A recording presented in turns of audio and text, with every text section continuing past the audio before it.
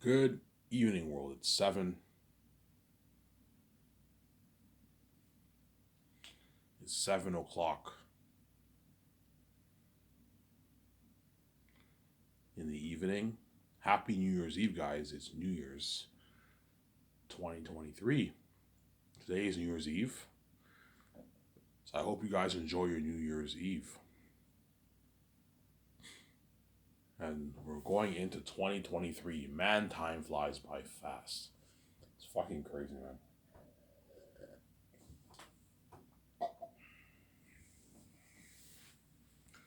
It's crazy how time flies fast. It's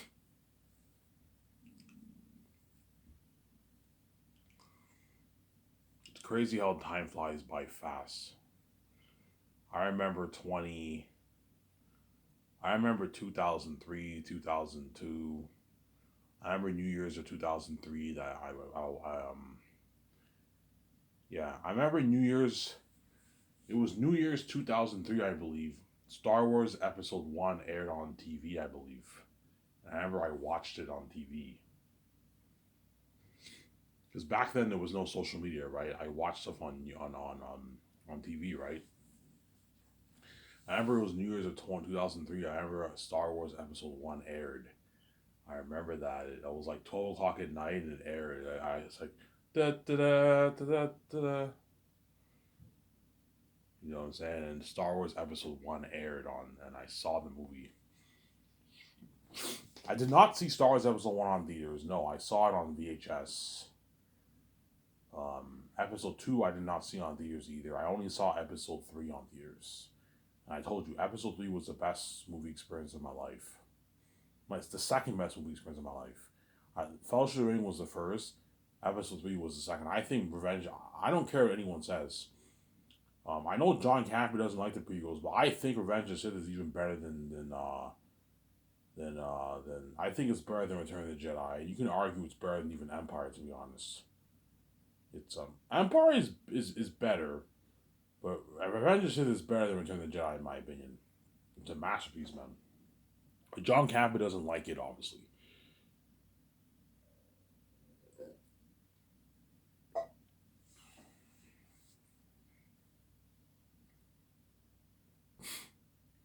Right? Yeah.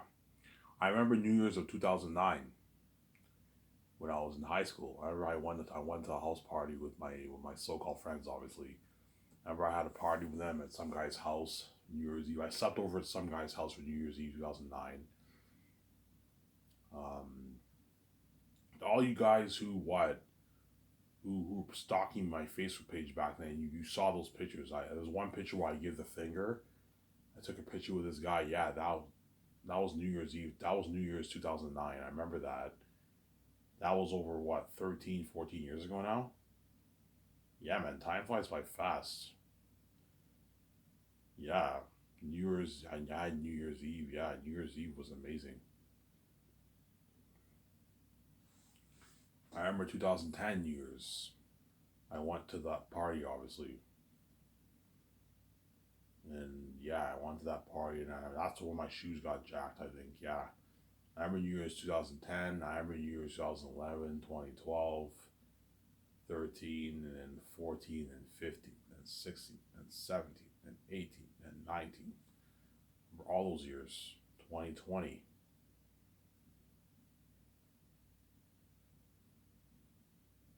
2021,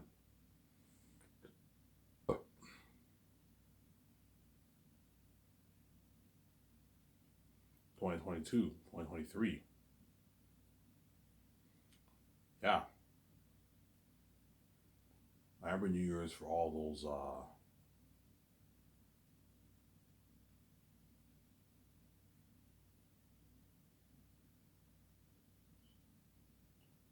years. And now we're 2023. I'm turning 31, guys. I'm officially in my early 30s now. And I'm getting old. That's how you know I'm getting old, man. I'm getting old. Hence why I work. Hence why I'm really working on my. I took like a good like 5 days off working on my book. But yesterday I worked on my book. Obviously, earlier this morning I worked on my book. And what? I'm gonna work my book again today. I'm gonna go to the store and get my beer and smokes and celebrate New Year's 2023. 2023. It's crazy how time flies by, man. I remember 2012 like yesterday, man, and it's been like 10 years already. 10 years went by like that. Like, whew. I was 20 years old, and now I'm 30, man. It's crazy. And in 10 years from now, I'll be 40. Yeah, by then I'll be king, obviously. I'll be king by that time, obviously. And all the people who I knew in my life, they all have good paying jobs. They're all married with their wives, and they have kids. And all the friends who I knew at Darcy, all my so-called friends at Darcy, chances are most of them are married now. And a few of them I know are married and they have kids. They have kids, obviously. The one guy who worked at McEwen's, who's my good friend, obviously, who does trades, he's married with kids. He has a kid, obviously. My other so-called best friend, I believe, is married with a kid. Yeah. They all have good paying jobs. They make like $40,000 a year. $50,000 a year. And Ivan's a bum collecting welfare checks. Ivan's a bum collecting welfare checks.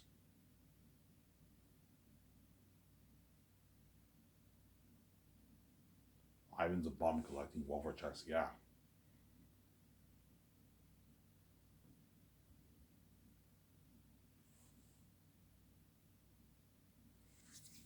Ivan's a bum collecting welfare checks. He's a bum collecting.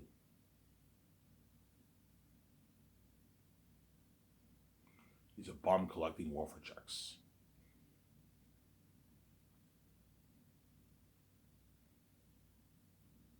See what I'm saying? Because I have my own keys, my own super annoying keys, and I trip, obviously. These keys make me trip, obviously.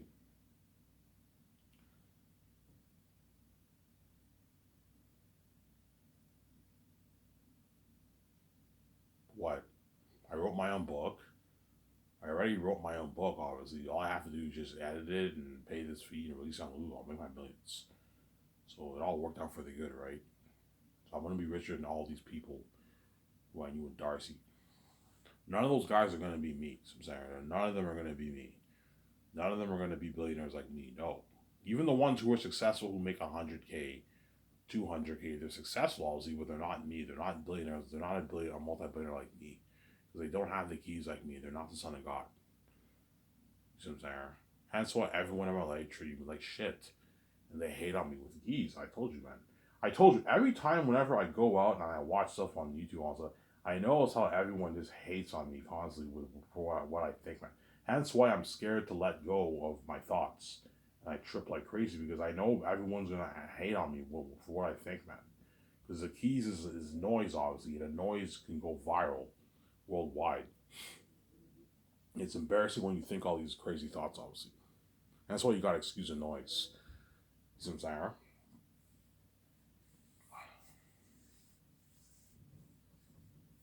You got to excuse the noise, obviously. Yeah. And why do they hate on me? Because I can make my easy billions, whereas they can't. They work hard to make $50,000 a year, $80,000 a year, $100,000 a year, and Ivan made his easy $10 million. Whereas they can't make that kind of money. I'm probably only going to make a 30-minute video, guys. It's a little later. I'm making a video a little later today. Sorry if I did not do a Hollywood news video. There's not that much good topics to talk about. There's a few James Gunn topics about like his writing younger Superman, but I searched my phone. There's not that many.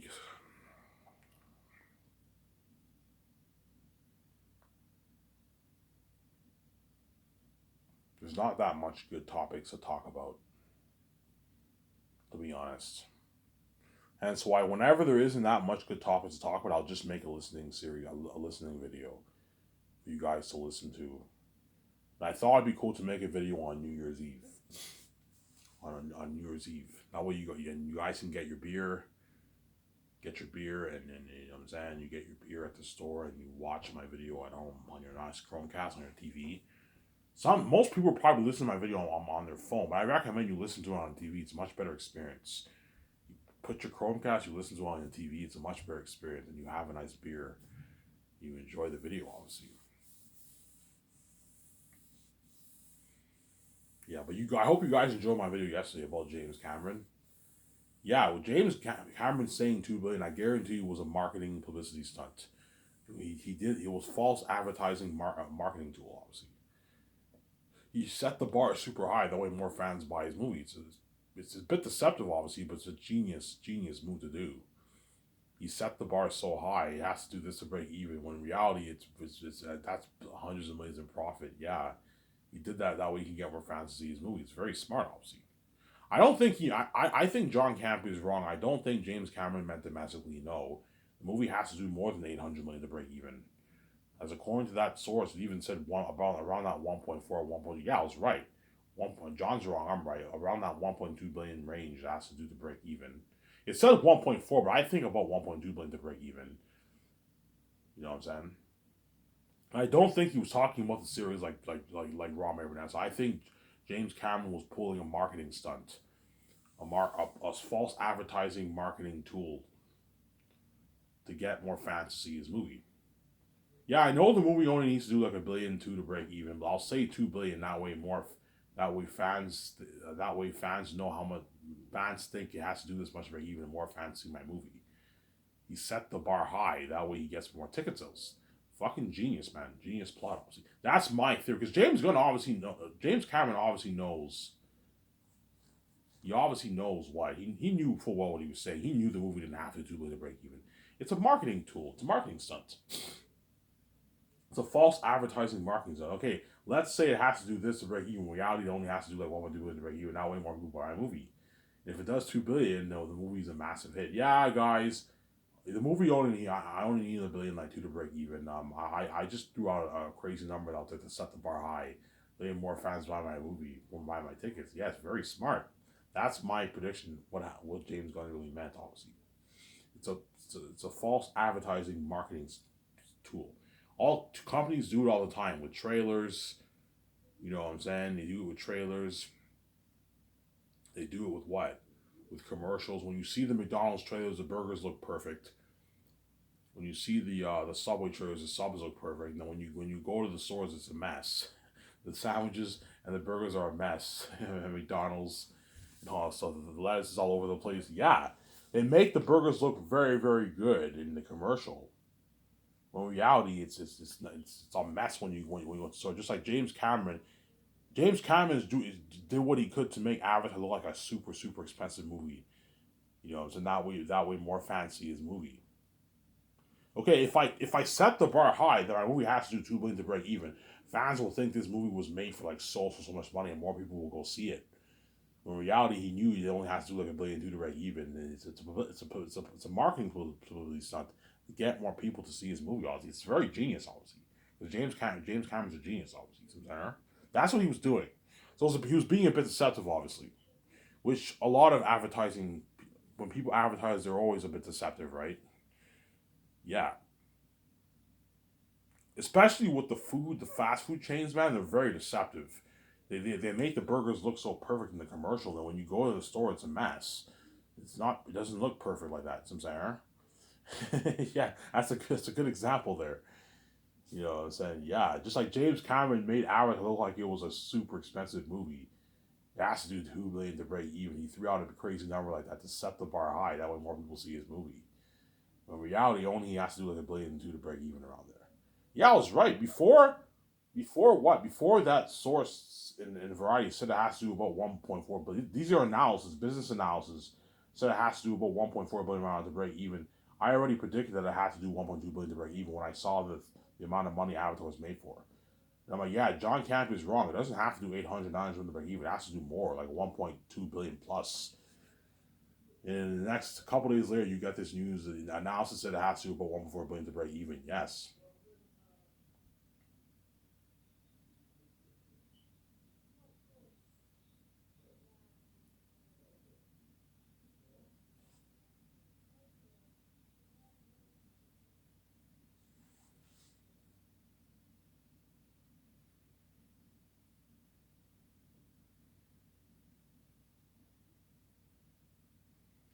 Yeah, because don't forget, Disney has to pay back. Disney has to pay back the what? If it costs them, let's say 400 million to make the movie, and 200 million in marketing, Disney has to pay back the 600 million loan, which is still negative, obviously, and they have to make another 600 million just to break even. That's their break even point. And once they made 1.2 billion dollars, all their costs is now taken care of. And anything after that is now profit. So all the overhead costs, all the costs for making the movie, everything that's all covered now. And now anything after that is profit. So if it does 1.5, 1.6, 1.7, Avatar was a profit movie. If it does 2 billion, it's a massive. Avatar is obviously a massive hit. It's a massive hit, obviously. And James Cameron's aiming for that $2 billion. That's why he said it needs to do 2 billion to break even. He's a genius, obviously. He's a genius, obviously. James Cameron was obviously being a bit deceptive. He was a marketing tool, a marketing stunt to get more people to see it. He set the bar so high that way more fans think this movie is like a super expensive movie and more people will watch it. Yes, he can. And the movie does 2 billion. It's a man. Yeah, by the way, $2 billion was very, very profitable. And you know, James, what did you mean by that? Yeah, I just want to set the bar high for my movie. You know what I'm saying? Yeah, James Cameron knew what he was saying. Obviously, he just wanted to set the bar high for his movie. I have not seen Avatar 2 yet, by the way. I'm gonna see it. I'm gonna see it probably. I don't know. Maybe this week I'll see it. I'll bust the hole and see it. I'll bust the hole, go back and see, or I'll get my step parents to drive me to the theaters and I can see the movie on theaters. It's only like a 10-15 minute bus ride from home. Take the one bus, it takes me right to the theaters in the hall.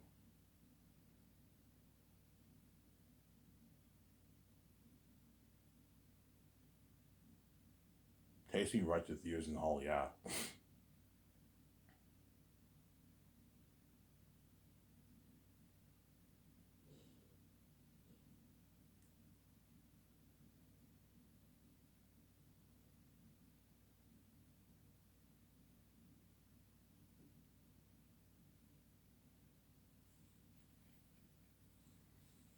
Yeah.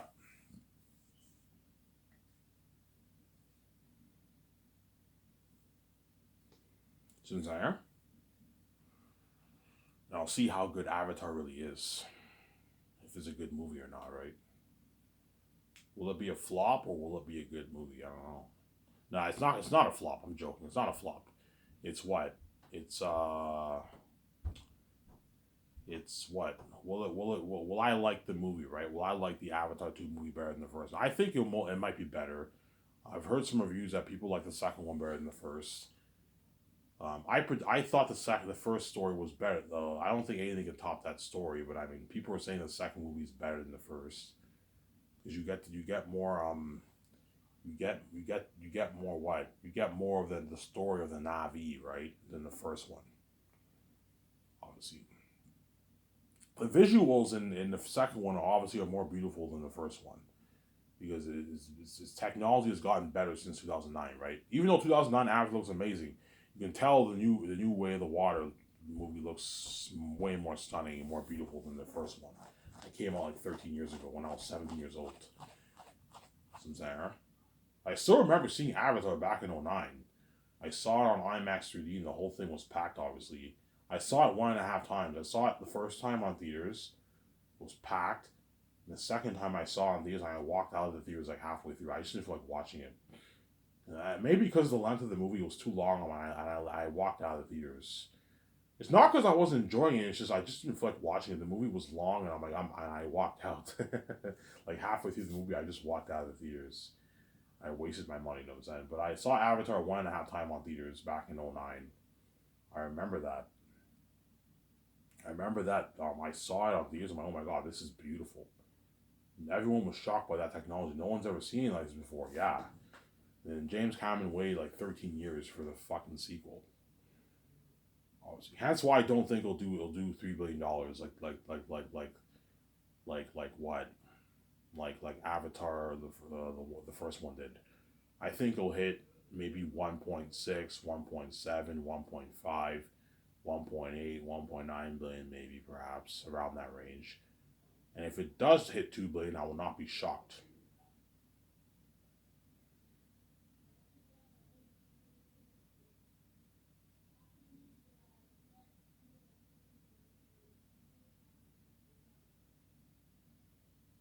Yeah. I will not be shocked if Avatar hits $2 billion. I don't think it will, but like I will not. If it does hit, if I get that news it crossed $2 billion, I will not be surprised. Because it's Avatar. Avatar is a big, is a big, it's a big, big, it's a big movie. Um, Avatar is kind of like a generational movie, man. Like Avatar changed cinema like Star Wars did, man. It changed. It popularized the 3D in the movie, 3D at the movie theaters. It changed the technology of movies, guaranteed. Right? It's kind of like a generational movie. Avatar. It's a big movie, obviously. Not the kind of impact that Star Wars had, obviously. Star Wars was the generational movie that changed everything in cinema, obviously. But Avatar is also like up there too. Samsara.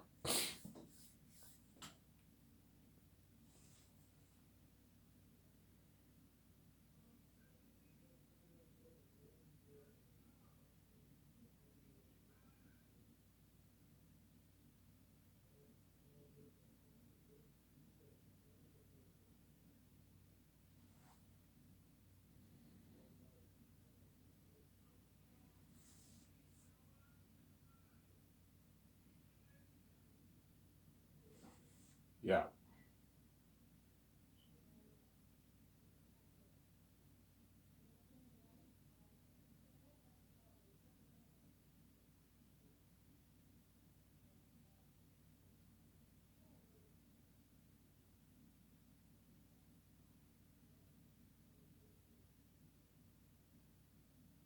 yeah,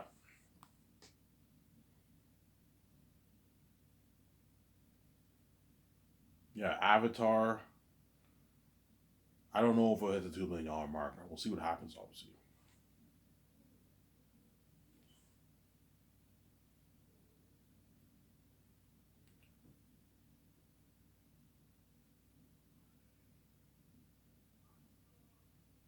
Yeah, Avatar. I don't know if Avatar will hit the $2 billion mark. I don't know if it will. I don't know if Avatar will hit the $2 billion mark. I don't know, but if it does, I will not be surprised. John Campbell thinks it won't hit 2 billion. I think he's right. I don't think it will. But if it does hit 2 billion, I will not be surprised because it's Avatar, and you don't bet against James Cameron. James Cameron has proven naysayers wrong over and over again. So I'm saying two of his movies are among the top three highest grossing movies of all time. Titanic,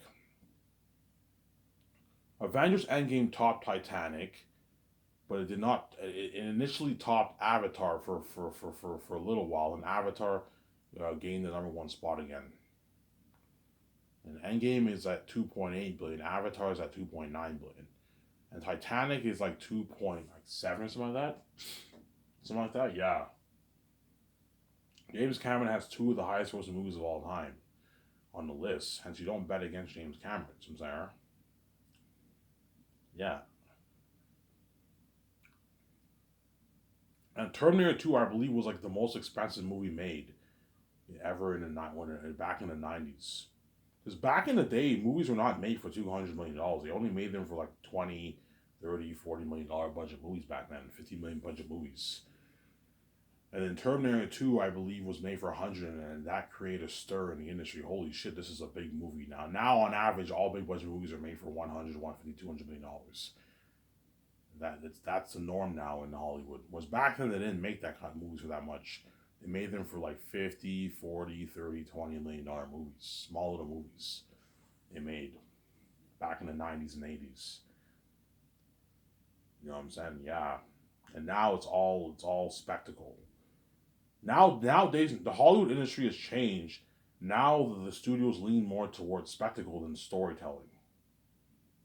Like you don't see as much good stories told now compared to back in the 80s and 90s. Back in the 80s and 90s, that's when they had a lot of good storytelling and a lot they focus more on story, the good stories, less on the spectacle back then, right? In the 90s and 80s, and now it's all spectacle. The studios want to make that money, obviously. Studios nowadays care more about the money than the story.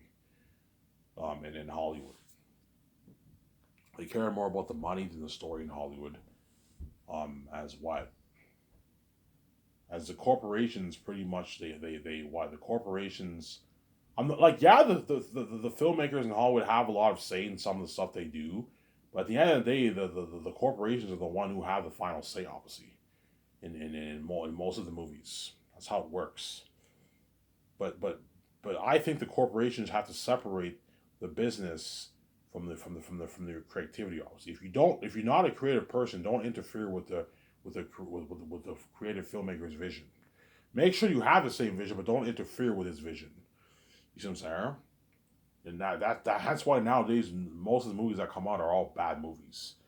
You get a few you get a few gems here and there, but a lot of the movies nowadays are not good movies, man, that come out because Hollywood focuses more on the spectacle now than less on story. To be honest, that's just the world we live in now in Hollywood, man. You see all these movies, yeah, the stories are good, but they focus a lot more on the spectacle. Like the Star Wars sequels, you can tell they didn't really care about the story. The whole thing was a mess. They focused more on the spectacle of Star Wars. You can say the same thing for what? For a lot of movies that came out. The Marvel movies have good stories though. Good stories, but even Marvel focuses more on the spectacle than the stories. See what I'm saying? Because nowadays in Hollywood, it's all about the making these big $200 million budget movies, and they wow the audience with their technology and spectacle, obviously. Whereas Zanus, yes, it'll have amazing spectacle, obviously, because the world will look amazing, but I'm actually going to focus on telling a good story. Focus on the story of the movie too. Remember that video I made, the money and the art? Yes.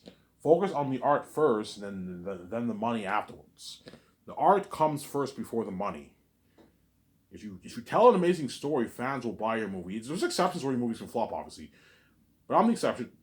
If you tell good stories, your movie will make more money. Sarah. Robert Meyer Burnett talked about this in one of his videos I saw. He said how the Hollywood industry has changed over the past couple of decades. Yes, it has changed, obviously. Back in the 80s and 90s, they made movies for 10, 20, 5, 30, $40 million. And they focus on telling good stories. The 90s, too. And then once you hit the 2000s, that's when they started, Hollywood shifted.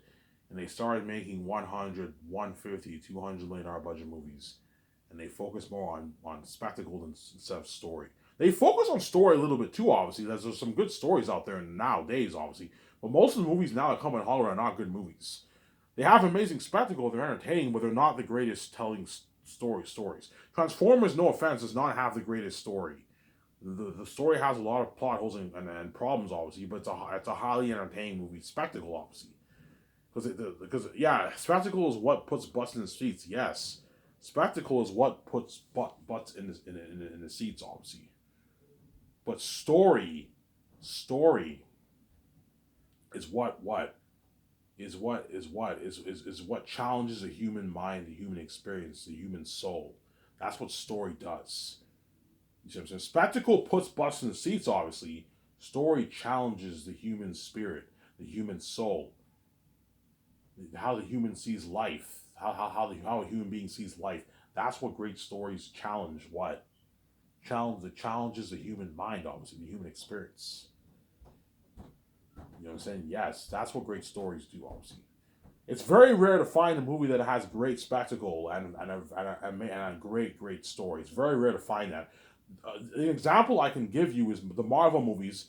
The Marvel movies, some of the movies have great stories and great spectacle. Like Black Panther has an amazing story, great spectacle. Captain America Winter Soldier does not have the greatest story. It's leaned more towards spectacle, obviously. Don't hate me, guys, I'm saying. Whereas Black Panther is an example where you have a great story. A great story, but it also has great spectacle. But most of the Marvel movies are not the greatest stories. They have good stories, but they're not the greatest stories. They lean more towards spectacle. Because that's what puts butts in the seats, obviously. Entertaining movies, obviously, right? Lord of the Rings is a perfect example of spectacle and great story. When you watch Lord of the Rings, that kind of movie, that story lives on with you for the rest of your life, obviously. I'm saying? It's a great telling story. But nowadays you don't see much movies like that. Most movies are all leaning towards spectacle, man. That's just the way the Hollywood industry is right now, man. The studios just lean more towards spectacle. Spectacle is what puts butts in the seats. That's the cold truth, man. Spectacle is what makes the theaters their money, man. Because the fans get an unheard of experience, and they puts butts in the seats. But stories changes what it challenges the human mind. It challenges the human soul. It challenges the human spirit. It lives on with you. But yeah, great stories don't necessarily put more butts in the seats. They could, but spectacle is a less riskier is less riskier. It puts more butts in the seats. Yes, it does. Higher spectacle will put more butts in the seats. As the Star Wars sequels made more money than the prequels and the originals, and yet the originals are better than the sequels. Because what? The originals did not have the spectacle. The sequels had the spectacle. Hence why more people saw the sequels. It puts butts in the seats. But yet the stories were not great stories. The first movie was pretty good, but the second movie was not what. The second movie, Last Jedi, was not bad, and the third movie was a bloated mess, and hence what. But yet the movie still made the billions of dollars. Yes, that's proof that spectacle is what puts butts in the seats. Not stories help can put butts in the seats too, but it's spectacle. Spectacle is what really puts the butts in the seats. Obviously, hence why Avatar is so successful. Because Avatar is all spectacle. The story is not the greatest story when you watch it. When you watch the original Avatar, it's not the greatest story, and yet it has the biggest spectacle in movie history. And there's a reason why it made the most money. See how I'm right here? Avatar does not have the great. The original Avatar had a good story, but it wasn't a great story. The story wasn't the greatest story. Obviously, they hired shittier actors because they poured so much money, put a lot of money towards technology for the movie, hired cheaper, shittier actors. I'm saying. And yet the movie was the highest grossing movie of all time. Why? Because it had the spectacle. It had the amazing, unheard of world building. See what I'm saying? I thought I should talk about this topic. Rob touched on this in some of his videos I saw. Yes, spectacle is what puts butts in the seats, obviously. Hence why Hollywood shifted gears over the couple of decades. Show my camera here.